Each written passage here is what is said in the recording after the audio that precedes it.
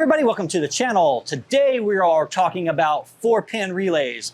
So I have two 4-pin relays here. In this video, I'm going to show you pin designations on 4-pin relays. I'm going to show you how we wire them up to make a circuit work. I'm also going to show you testing procedures for how to tell a good 4-pin relay from a bad one. All that's coming up next in this video from Auto Scholar Mr. B. Okay, here's a quick pinout here. We have our 30 power, which is our power coming from the battery fuse box. Normally it may be constant power. It could be switched power, but normally it's going to be constant power. This should be protected by a fuse, fusible link, some type of circuit protection here. But on 30, you're going to have your power coming in, and that's the power that is going to be powering your device, whatever you're trying to power with the relay. Now on 87 is switch power. So that's where 30 goes once the relay is activated. So once we click the relay on, power is going to bridge that gap between 30 and 87. 87 is going to come out of the relay and it's going to go to your fan, lights, whatever you have hooked up to the relay. So this is going to be my high ampere side of the circuit. You notice both are red because both are going to be positive. So coming over here, this is going to be my control side. This is what turns the relay on and off and causes 30 to become 87 and that power to go from 30 to 87. So 85 is going to be my control ground and 86 is going to be my control power. So this is what I'm going to wire up with my relay to turn it on and off. Now, a relay can be ground side controlled. In other words, it can have constant power going to it all the times and then it's grounded out and the relay comes on, or it can be grounded out all the time and power can go to the relay and turn the relay on, or it could be a combination of both. We see a lot of like AC compressors work where the power side of the clutch relay will be a signal coming from somewhere like the AC button or driver intent or anything like that will be powering the relay. And then the ground side of the relay will be controlled by the pressure switches, either a high or a low pressure switch on the side. So that will be adding ground and power.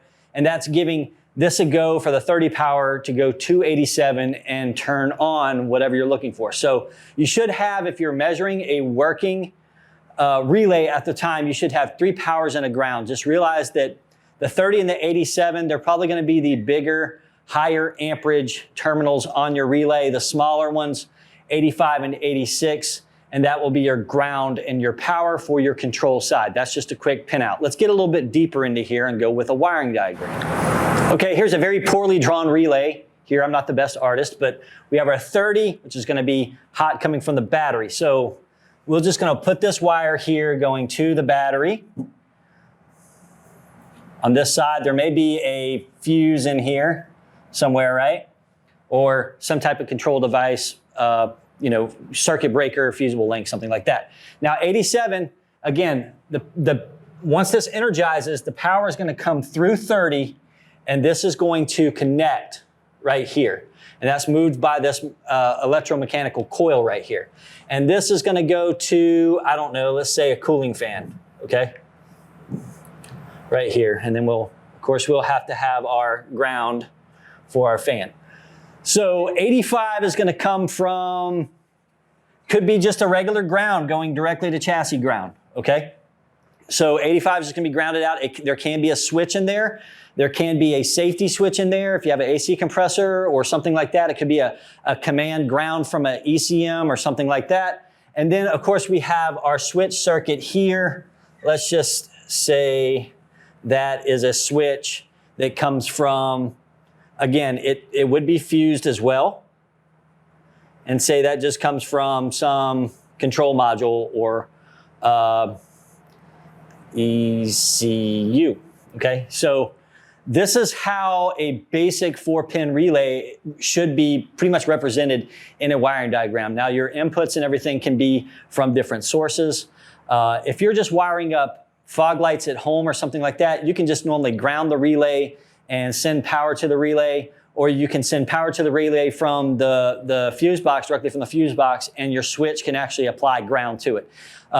You can do both. So it doesn't really matter what you do. You can get a relay to set off another relay, just depending on how you want the lights to work, if you want them to go off with your brights on and everything else. It's very dependent on how you build your circuit. Just make sure that if you're building these circuits from scratch, that your relay is rated for the amperage that you're putting out for whatever you're trying to power. If you have a 15 or a 10 amp rated relay and you're trying to power, let's say a radiator fan or something like that, these normally are in the 25, 30 amp range. So it's very important you get a relay that matches that, because you can burn these out. They can burn stuck. They're on all the time. They're running down your battery and you don't know what's going on. So make sure that you have a high quality relay on whatever you're going. If you have a 10 amp load and you're running it with a 30 amp relay, that's fine. But if you have a 30 amp load and you're running it on a 10 amp relay, that's bad. So always go big or go home on the relay. Just make sure that it fits in the area that you're wanting to put it and it mounts up firmly. It's not just shaking around or anything like that wherever you're mounting it. But this is very simply how it works. 3 powers and a ground. And again, most of the things that are going to change are going to be in the 85, 86 range on this drawing. You may have an ECM sending ground or power, whatever.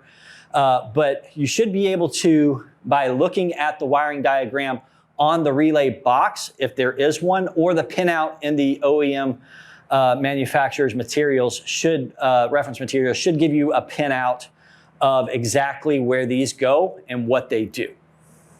If you are suspecting that you have a bad relay, I'll show you a really easy way to check it. And all you really need is a 9-volt battery. So this relay right here is an old Bosch relay from mid-80s. And we have our 30 and our 87. So what I'm going to do, 30 and our 87 is right here, then 85 and 86 are right here. And so what you can do is you can put a battery right up against just a 9-volt. You hear that click? That is showing that the electromechanical side of this is good. But it doesn't tell the whole story, because you don't know if 30 power is actually getting to 87. So what we're going to do is we're going to take 30 and 87 right here,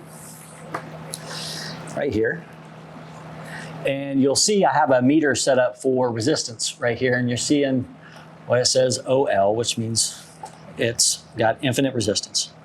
And so we will put the battery on here to click it, and you should see that turn to something near 0.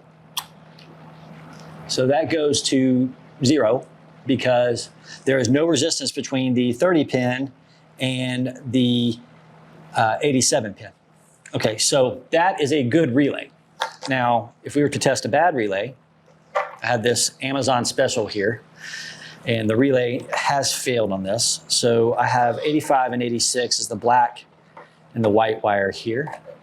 And so I'm going to put my battery here, the black and white wire, no click. Now, no click doesn't mean that it's bad, but a click means that electromechanically it's good, especially if you have an electronic style and not an electromechanical style. So what we can do again is we're going to take the 87, which is the yellow. We'll take the 30, which is the blue wire here, and we'll put our meter on it just like we did last time. And we will connect power and ground to 85 and 86. And the meter doesn't change, which means this relay has failed. Also, if you look on the relay, if you look on the case of the relay, 9 times out of 10, not on every relay, but you'll have a wiring diagram up here. This one is screen printed on here. This is actually engraved on here. And these are 5-pin relays. They work just about the same as the 4 pins. You can actually use them in place of a 4-pin on most applications. But the 5th pin is just a power off. The 30 goes and it rests on 87A, which is powers this when the relay is off. It's really good for a circuit like a high beam, low beam. But right now we're just using these as 4-pin relays. When you order these off of Amazon, you may get a 5-pin relay. You'll just have to omit the wire for 87A, which is on this one is the red wire. So we wouldn't use that. We would just cut it out of the harness or depin it from the connector itself. So hopefully you got a little bit more understanding on how these relays worked and how to test them if you're in doubt if one is working or not. Another trick I like to use as well is if I'm testing for a situation that the relay is the same, like if I have a fuel pump relay and it's the same part as the horn relay, you can take the horn relay out and put it where the fuel pump relay is and see if anything changes. I've tested a lot of relays that way, just swapping them out. I know that's not a very scientific way to do it, but if you have a relay that's the same part number as the relay you're trying to see if it's good or bad, you can swap the two. And as long as your horn's working, you know that relay's working, so you can put it like where the fuel pump is and see if that is your problem as well. It's much quicker than doing it this way, of course.